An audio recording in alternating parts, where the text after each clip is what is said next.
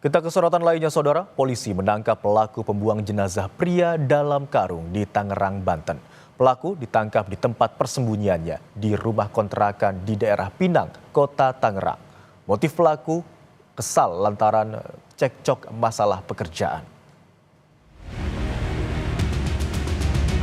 Jasad sesosok pria ditemukan di dalam karung di Jalan Dan Mogot kilometer 21 Batu Ceper, Kota Tangerang, Banten pada 22 April lalu.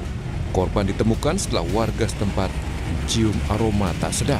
Saat ditemukan terdapat luka pada tubuh korban. Kurang dari 24 jam usai korban ditemukan, polisi menangkap pelaku pembunuhan yang merupakan rekan kerja korban.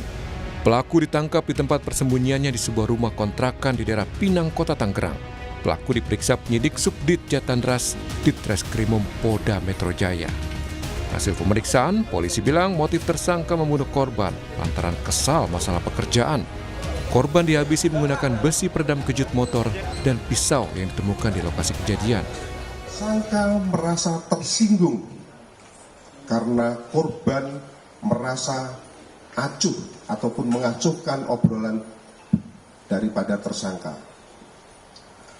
Kemudian sekira pukul 15.00 karena tersangka merasa kesal ataupun emosi dan juga karena tersangka dipengaruhi oleh kebutuhan ekonomi, maka muncul niat daripada tersangka untuk memiliki motor milik korban yang diparkir di halaman Hera Bordir.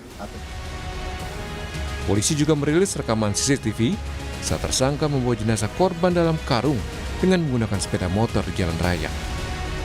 Kriminolog Universitas Indonesia, Adrianus Meliala bilang pembunuhan yang dilakukan pelaku terhadap korban dilakukan dengan kondisi kejiwaan yang sehat.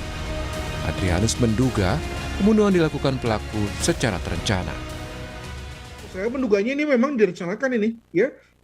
Jadi mungkin sekali pada saat pembunuhannya sendiri itu cukup spontan, ya, dengan kata lain tidak dilakukan dengan misalnya mengadakan satu alat khusus. Dan juga ketika yang bersangkutan itu memasukkan korban ke karung dan kemudian membawanya dengan sepeda motor, itu juga saya kira bagian dari perencanaan tuh, ya.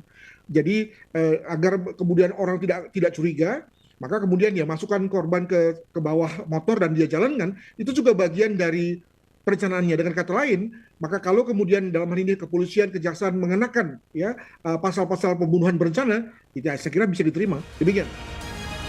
Polisi telah menggelar olah tempat kejadian perkara dengan menemukan barang bukti utama, yaitu as shock breaker motor dan pisau yang digunakan tersangka untuk membunuh korban. Tim Liputan, Kompas TV.